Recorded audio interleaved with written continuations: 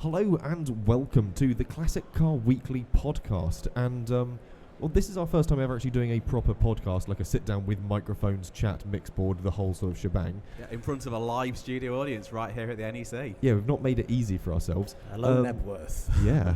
I'm Jesse Billington, the title's staff writer and the idiot that suggested this in the first place. And I'm joined today by the title's editor, David Simister. Hello and welcome. Yeah, great to be at the NEC, back for the Classic Motor Show. And we're joined by regular contributor to the title, and might I say, motoring media man, Andy Talbot. Yes, across everything that makes money. Pays the mortgage, yeah. Yeah. So we're here to sort of obviously have a little bit of motoring chat and look into sort of what goes into making the title, what things crucially we're looking forward to or have already seen this weekend. But we'll kick it off with a nice little introductory round to sort of introduce ourselves, because this is the first time we've ever done a proper podcast. And we'll talk about the classic cars we own. And David, I'll start with you, because yours is a lot more upbeat than my situation. Yeah, so I've owned a string of classic cars over the years. My first car was a 1984 Mini. It was very reliable in that every week I could rely on it to break down. So that was my first classic car. I've since moved on to, I had another Mini. I had an MGB GT that I absolutely loved for a very long time. I owned that for the best part of a decade. Up until very recently, I had a Reliant Simister GTE, and my current set of wheels is a Mark 1 Mazda MX-5, which I'm currently in the process of mending, keeping it going, just treated it to a new roof. So that's what keeps me busy and drains me of wallet funds. Very much a rolling restoration, I think, is the best way to describe your car. Andy, what about you? What have you got sat in the classic garage? What have you had before as well? Yeah, I don't tend to like rolling restorations because after about 3 years they tend to go. So I think at the moment I'm kind of known for my quirky VWs, and I was growing up with my grandfather having things like K70s and 411s and that kind of stuff with the engine in the back. I've got a VW Thing at the moment, United States version of what people call a Trekker. So it's basically a boxy Beetle. Found it in Texas, and it's a survivor car. So it's basically the idea behind that is I don't need to do anything except conserve it. So I'm on the conserving side of things. So yeah, I can drive it. So that tends to be what I do really. Work shy, is what my wife says. Meanwhile, you did have a very lovely Porsche 914, didn't you? Yeah, I had a 914 years ago. Again, that was the first thing I learned to drop an engine out of, and that was purely, I was just saying before to Sarah Crabtree about dropping out engines, and I learnt how to drop the engine out of a 914 by watching Wheeler Dealers and Ed China taking one out. And it was 4 bolts, that's all it was. Drop the engine transmission straight away, and I could work on it. So that's the only and the first engine that I've ever taken out of a car. But yeah, 914, I've had things like a VW Iltis, loads of weird stuff, VW Golf Country, so I like my weird things. But normally, simple mechanicals are what best for me, because I don't want to start spending too much money. I mean, you say about dropping engines out, that's something I'm hoping to do on Sunday. I've got to yet again pull the engine out of my MG Midget, which is again broken. This time, though, I didn't drive it into a river and hydrolock it. This one simply gave out somewhere near Goodwood on the way down to the revival earlier this year in spectacular fashion. Temperature hits the peg, oil pressure completely vanished, and there was an almighty clattering coming from somewhere inside the sump. So yet to do the diagnosis on what went wrong there. It turns out you can buy an engine for 350 quid off of Facebook. That doesn't guarantee it will work. But yeah, that's an ongoing project, and looking forward to getting on with that one. I think that's what I've always liked about air-cooled VWs. You don't have to deal with all the waterworks and all the, the hoses and the jacket around the engine. I don't need to mess with any of that. And so, if you're going to tackle that, then good luck to you, because it's not my kind of thing.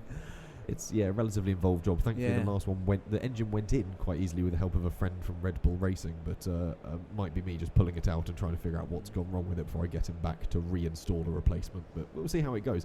Anyway, that's the three of us introduced. We'll delve into the first topic, which is another light-hearted round of what's already standing out to you at this year's show. Obviously celebrating 40 years of the Classic Motor Show at the NEC. What's jumping out to you? We've got some fantastic clubs. We've got more clubs than ever before, I believe, I'm correct in saying. Yeah, so this year's Classic Motor Show, a record 338 clubs taking part. More than 3,000 classics on show across 6 halls of the NEC this year. And the thing with the Classic Motor Show I always find is that it never ceases in its ability to surprise you. Even if you go every single year, there's always something that is jaw-dropping, I find, when I'm going around. And this year is no exception. There have been some absolutely exceptional cars. There is, in Hall 5, there is a lovely Standard 10, which has done 360,000 miles. It's still going. There's in Iconic Auctioneers in Hall 2, my favourite from the auction hall stand, there is a Ford Capri 1600, full nut and bolt restoration. It is stunning. This car is estimated to hit tomorrow to go for anything between £28,000 and £32,000, which might sound like a lot for a 4-pot Capri, but actually, you see the V6 is going for that sort of money. But when you think about how much it would cost you to get a specialist to bring that up to scratch, you would probably spend at least that price and more, I would have thought, in bringing a car up to that condition. So I think that is going to be something that performs really strongly. My absolute favourite of the show so far, again, that's in Hall 5. This is have a look at the 1100 Club in Hall 5. They have an Austin 1100 drop head convertible, and the thing that makes this one unusual is that, yes, there are convertibles out there, but they tend to be cars that are converted by Crayford. This particular example has been engineered by Jensen, of all people. So when they weren't making Interceptors and FFs, they created this as a proposal. They took it to BMC, said, hey guys, do you want to make a convertible version of the 1100? British Motor Corporation said no, but what they did do is they took it to the 1967 British Motor Show, displayed it on Jensen's stand. It then went into a Jensen showroom for many years after that, and it kind of fell into disrepair over the years, but it's just had a full restoration, and it's now on the stand at the NEC for the very first time in 40 years. It is stunning. Go and have a look at it. Yeah, we did have a cheeky peek at that last night when we were doing our sort of preview, and it actually works as a convertible as well. There's some cars that sort of people convert. I've seen, like, for me, the Citroen DS never worked as a convertible, but the 1300 and the 1100 works, actually. That body style works as a convertible, so it's quite a unique choice. Andy, what's jumping out to you so far? What should people immediately head off and go and find if they haven't seen it already? Well, again, I've just mentioned Sarah Crabtree before, ran into her before on the Mitsubishi Colt stand, which it's a guy called, is it Steve Blackburn? Have you come across him? And his family, they were the people behind the Mitsubishi coming to the UK. So he's had, decades of this family and the Mitsubishi. And he asked me before, have you ever owned a Mitsubishi? No, I once drove a Sapporo for Classic Car Weekly, and that was it. And so that stand is worth checking out. I think it's in Hall 4, isn't it? Just from the entrance, and then keep going next to the tech kind of theatre. And they've got 3 or 4 Colts on there. I mean, those cars didn't survive 2 years, never mind decades. And there they are, these beautiful cars, beautiful Japanese cars, and they're sitting there. And some gorgeous examples. I mean, I don't know how many exist out there in decent condition now to have a large club of any sort. But the examples we've got here in terms of the design and what you're seeing in terms of what you could have bought in a showroom from this family back in the day, the family behind Mitsubishi in the UK. So that's great to see. It's a newcomer, isn't it? You don't expect to see newcomers to the show in terms of a new marque to be celebrated. Yeah, it's a new club as well, actually. Yeah. This today was the sort of the initial launch of the club, and I will say I have been over, had a look, and they've got, I think it's 2 Gallants and a Lancer, and the GSR, the 2-litre GTO Gallant is absolutely stunning. I really quite like that. But that's definitely a stand worth going and have a look at. For me, my standout, quite obviously, is the Mustang Owners Club stand.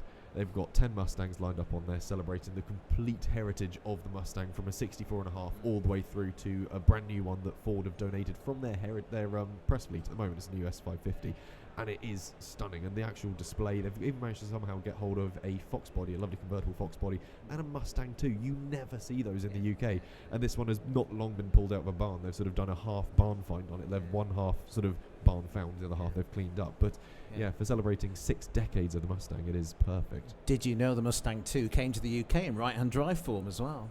Did it? Yeah. I think 1976-ish, something like that. I'm pretty sure it did. Yeah, right-hand drive, and it was very crude conversion from left to right-hand drive. There used to be one doing the Northwest shows for a while until it's probably rotted away.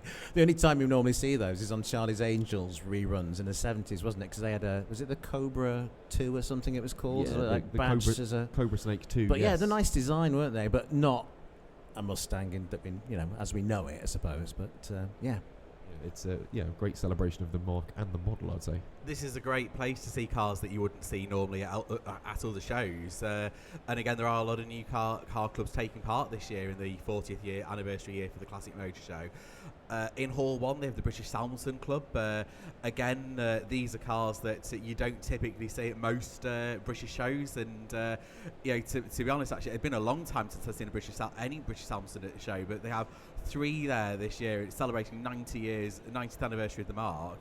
And again, it's a really good opportunity to see some pieces of British motoring heritage that you wouldn't normally get to see. So actually, the NEC's halls are a really good opportunity to see things that you wouldn't normally get to see. It's like a museum that just exists for 3 days a year, and it is a prime chance to go around and learn about things that otherwise would be forgotten if it weren't for the incredibly dedicated people that are sort of keeping them going. But when it comes to keeping things going, or certainly reinventing them, we've seen a couple of new cars floating around. I've already mentioned the new Mustang S550. They've got that on their stand. On the Renault 5 Owners Club, I believe, they've got the new Renault 5, or they're just calling it the R5 at the moment. This sort of electric reimagining of it. MG, somewhere down that way, which obviously I'm pointing makes no sense on an audio-only medium, have the new Simister, which I've had a brief go in and is interesting, to say the least. But it does beg the question, if you could bring back one historic motoring marque or one historic motoring model, what would you bring back and how would you reimagine it?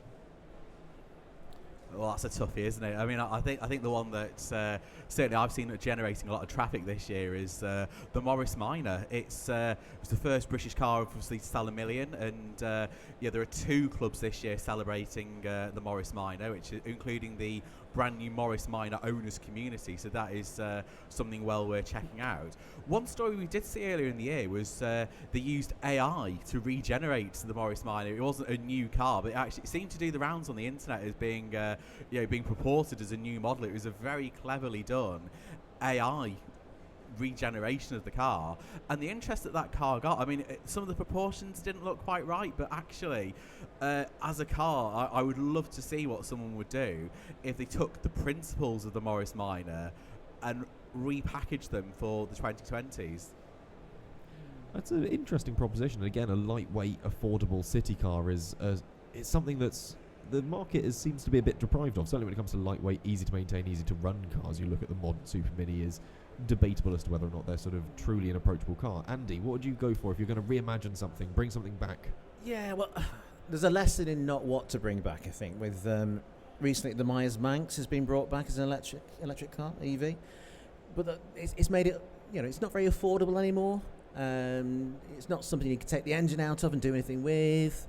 So that probably went a little wrong in terms of that sort of that kind of idea. It's all right for one market. I mean, I'd like to see VW bring back a Carman gear. I mean, it's something that's affordable, but that kind of shape. So something exotic that is affordable would be the ideal thing for me. But like you said, I think the trick is for a manufacturer to bring back something that people can work on. It might have an EV power plant. It might be something that might be sealed, and you could drop it out and move it to something else. But it needs something that, something for us to do, I think, on cars. Well, that's where I've long been pondering the idea of, would BMW ever bring back Riley? I believe they own the rights to the Riley name, and I think BMW can make an absolute killing making lightweight sporting saloons, and you could have them with internal combustion engines or, heaven forbid, electric power plants, because the idea of Riley was it was lightweight sporting luxury. You could sort of combine all of those things into a relatively affable platform, and I think bring back Riley would be an interesting move. And again, if BMW wanted to think of an interesting way to sell their electric cars, certainly, as we're seeing some brands, Volvo did it with Polestar, they had a spin-off brand that was entirely electric. BMW might be wise to do the same thing with Riley, and I say that as a Riley fan. Suggesting you put electric engines in them might get me thrown out of the social circles, but there are people doing worse things with Rileys, although some of them are my friends, but that's beside the point. I think they already have form for this in a way. So anyone who was at the show last year might have seen the Makina TR25, which was very much an EV reimagining of the Triumph TR2. It appeared on the TR Register stand this time last year. And actually, when you peel away the skin, which actually was a lovely homage to the original Triumph TR2 record-breaking cars, underneath all the gubbins are BMW i3. So it can be done. They use that platform very effectively to create a real working car. It looked great. I'm sure that with BMW's know-how behind it, it would have driven fantastically. And the great thing is, of course, BMW, as far as I know anyway, they still own the rights to the Triumph brand, so they could bring back the Triumph TR quite happily using existing technology, and that would be a really good way of getting, in much the same way the MG has done with the Simister, a way of getting enthusiasts excited about cars again. Well, obviously BMW have worked with Toyota to make the latest iterations of the Z4 and the Supra, so they're not averse to making a lightweight sports car. I'm going to get a bit rogue here for our first ever podcast, going to go moving, because we've got in the audience, we've got engineer Ralph Hosier. Yeah, surprise. Ralph, if you were going to reinvent a classic car or a classic marque, which direction would you go in, and sort of what's your thought on it? I think there's definitely a need for something there, and as has been already mentioned, I think a small, lightweight, easy to use, fun car is what we need. The equivalent of an Hillman Imp or the classic Mini. Something that just brings the entertainment back again. Small, lightweight, easy to use, easy to live with, and affordable. Something you can use and drive and actually has a level of connection with you. That's what people are after. And that's one of the important things that sort of keeps people entertained with classic cars, because they also become a break away from the monotony of modern life. They're that brief chance to sort of step away and just sort of ignore everything else going on. It's that sort of important mental health break, which is one of the things this year's show is focusing on, is having that sort of bit of self-care, that self-mental health sort of awareness. Do you guys find the same thing with your cars? Are they a sort of a perfect opportunity to step away and take that pause? Yeah, absolutely. That's a really important thing to bear in mind with classic cars. Unlike the your brand new car, maybe, which might be sort of more of a commodity. You use it as a thing to go to work and back, or something to take to the shops. With a classic car, it's very much the case that with a lot of these cars, whether it's an MG Midget or an Austin Allegro, or right up to sort of Ferrari 330 GT, they're members of the family at the end of the day. These are cars that you have a nostalgic connection to them. It might be a car that certainly might be the car that you learned to drive in and you've bought it back. It might be a car that your dad or your grandfather had, and actually it's those connections that actually are the driving force of this hobby. It's why people will go and bring along those Mitsubishis that you mentioned earlier. Why is it that they survive now? Why has someone put all of that time and the money into restoring and maintaining and looking after that car? And the reason is because they are really important to the people who have connections to them. So it's about nostalgia, it's about connections, and it's about people at the end of the day. That's what our hobby is all about, and it's why we have all of these clubs who have come along today. They've given up their spare time, their fuel, their money, and so on to bring along these wonderful cars. And the most important thing, in terms of making sure that this hobby continues to grow, is we encourage the next generation to come along and get involved with these cars. So I was saying this on the live stage earlier as well. If you have a car here at the show, and a little lad or a little girl comes along with their mummy and daddies, don't say, oh, don't touch the car. Get them to sit inside the car, behind the wheel. Get them to do the thing where they're steering the car and looking out over the view of the bonnet, because it's those visceral, emotional connections to cars which actually are the formative building blocks of making them into petrol heads who will look after and cherish classic cars in years and decades to come. Yeah, for me, I see the other side of this as well, where you kind of your car is your escape. I mean, you go into the garage or you go in, just get into the car. Everything you touch and feel is from another time. It's almost like a time machine. It can take you places, and those places are where you meet people with similar thoughts about going somewhere and meeting people and escaping. Yeah, but for me, it's about getting in the car, shutting the door, driving, hearing those sounds, and imagining you're somewhere else. So if you have a car from the States or a car from the 50s, it's all those kind of things that come together, and it's those that sort of do something to the senses. For me, it's that as well. I mean, yeah, of course it is about bringing people together, but then the community is involved with it. But I mean, even in the 90s, I remember going to Germany with my classic car experiences, and the States as well. And so yeah, bring people together, but I recreate those by sitting in my car from the States. This car has been there. It's kind of the dust and the dirt and the sound of the door and the engine, everything just goes towards creating that feeling. So it is my little escape. It's my happy place for those reasons. And for somebody else, it might be the speed, or it might be going to the car meet and meeting people, or whatever, having a drink somewhere. But yeah. escapism for me. The escapism is an important thing, but at the same time, you already mentioned it both, is the community side to it. It's the fact that it brings people together. You start having those conversations. I know with young owners clubs, it's a great way to meet other sort of young people, but at the same time, it's an experience or a problem shared is a problem halved, is sort of very much a theory, and that can be spread to not only the problems you encounter with your cars, but just other bits. It's people that are exactly like you that are going to be sharing the same gripes. It becomes a really easy way to talk about them. But at the same time, when you come to fix your cars, I spend a lot of time fixing my MG with my dad, and it's a great way to sort of have more open conversations, because it's a sort of open environment where it's just the two of us in the workshop. There is no sort of social pressures on it. It's just the two of us and the radio in the background, and it becomes a far more easy and open way to have those discussions. And certainly over the past year, while the car has been predominantly broken, it's actually been quite good for my mental health, despite the fact that my car is broken and a constant stress of when am I going to finally fix it. It's sort of almost counterintuitive, but it does work, and it's one of those important sort of tools for just keeping you a little bit sane, even if it does drive you insane at the same time.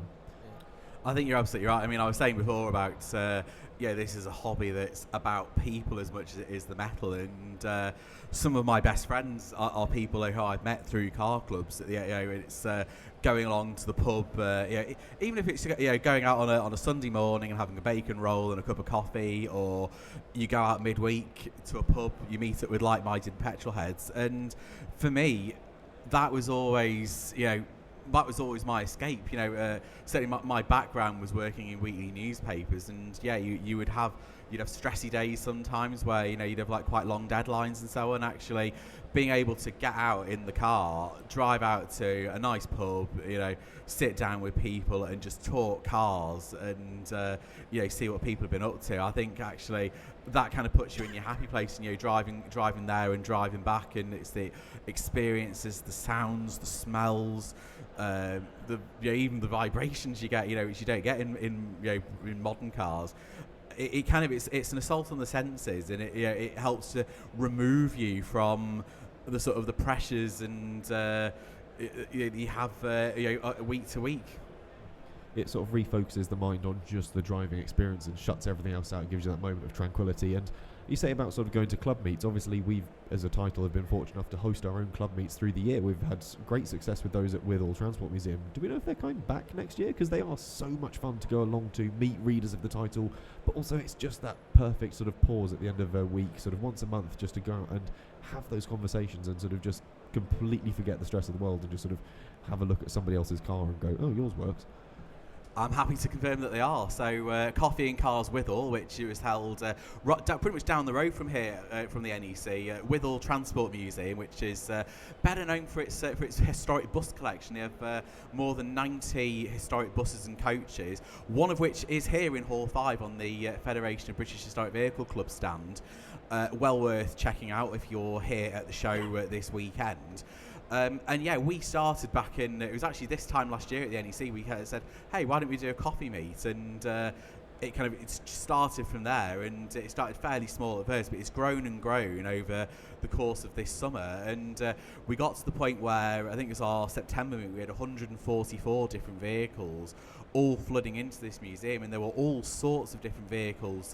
We had not just classic cars as well, we had historic scooters, bikes as well, commercial vehicles, loads of different makes, models, eras of cars as well. And it's gone down really well. I know the museum have been absolutely thrilled with the response as well. So I'm quite happy to confirm that yes, we will be meeting up again Sunday mornings throughout the summer next year. CCW will be there. It's a great opportunity again to meet the experts who are involved in producing Classic Car Weekly every single week, seeing our cars, and we will come along and talk to you guys as well, and we want to know what kind of cars you've got too. I will say, you keep referring to me as an expert, but my car is mostly broken most of the time, so it's a bit of a stretch of the phrase. But yeah, certainly when the MG is working, it will be there. But yeah, when your MG is working, when is the operative phrase? When/if, who knows? Let's not go as far as if. It will work. It's just a case of when. You need an air-cooled VW, that's what you need. Don't tempt me. James Peen, our news editor, has got one, and I'm constantly tempted because I'm like, oh, I do like the Beetle. But that's the question. Obviously, cars that are constant temptations. We're all going to have our little temptation cars. What are the cars that if all of a sudden money were no object, your premium bond numbers come up, you win the lottery, what's the one that you would immediately go out and get a hold of? Oh, that is a very tough one, isn't it? I mean, I was window shopping at the Iconic Auctioneers stand over in Hall 2 earlier, and there were so many cars. I think luckily my wife Natalie is in charge of the wallet. I think on this one, because I would have bought about 15 cars, probably before the car auction even started. There was one that really caught my eye though, and it was the Mini Cooper Sport. Only had 8,000 miles on the clock, and it's got a 24 grand estimate, but it's the closest thing you're going to get to a brand new 90s Mini Cooper. It looks fantastic, and I know that on the roads back here it would be an absolute blast to drive. That would be, we were talking before about nostalgia. My first 2 cars were Minis, and they are so much fun to drive. So that to me would be hitting all the right nostalgia buttons. It's the closest thing to a brand new Mini. As long as you looked after it, it'd give you years of reliable service as well. And it is small enough to fit in most garages. So I think if it were me, I was going to go for a Mini, I'd go for the best Mini of the lot. Was that anhydroelastic suspension? What year was it? 2000. All right, okay. Ooh, so it's not. Yeah, I have a fun story about that. I remember when I was at school, so not rewinding the clock a great distance, but I snuck out of school one afternoon to go and test drive one that I knew was at a local dealership. So I sat there second hand on the forecourt. I was like, ooh, 1997, so it's the same age as me, Tahiti blue, white roof, stripes, sports exhaust, and I was like, oh, I'll do that. So I snuck out one lunchtime, headed down to the dealership and sort of went out for a test drive in it, up and down the A6 between the roundabouts.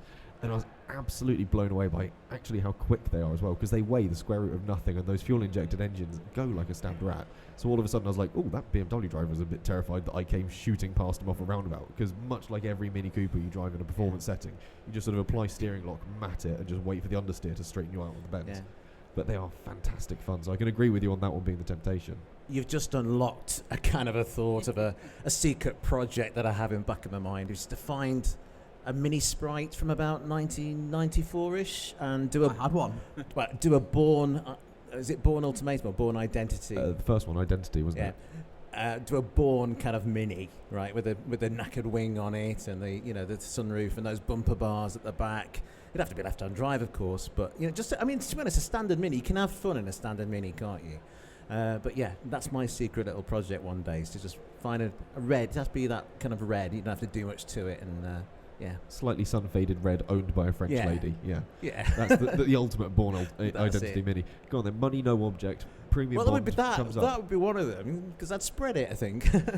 I've always said I'd fancy a 68 fastback Mustang from Bullet, you know what I mean? But to be honest, I'm not a Ford guy. That would be on the list, but steering-wise, the ones I've driven, the steering's a bit like steering a ship. I've always fancied a Myers Manx. I mentioned that before. I've always fancied an original sort of 64, 65 Myers Manx. I spoke to the guy years ago who first built them, Bruce Myers. I saw the number one was at the Revival this year. I think some of us saw that there.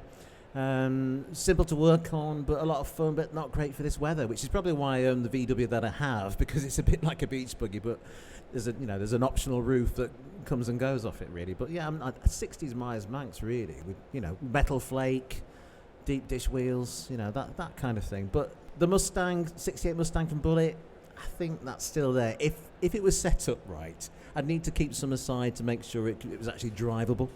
Complete QA1 front suspension overhaul really dials the front end of those. But it's interesting you mentioned cars from film, because that's the easy answer for me is always going to be 1977 Smokey and the Bandit. It's got to be a Pontiac Firebird Trans Am finished in that package. I think for me there is no greater car that I could sort of get hold of, money no option, pick one up and enjoy it. That would be the car for me if I had the opportunity to. And again, I keep an eye on the market, I keep an eye on what they're doing in the States and think, well, if I saved really hard and then figured out a way of getting it back to the UK, it would be the ultimate car for me. I remember my first want was probably about 1978, 79, giving away my age.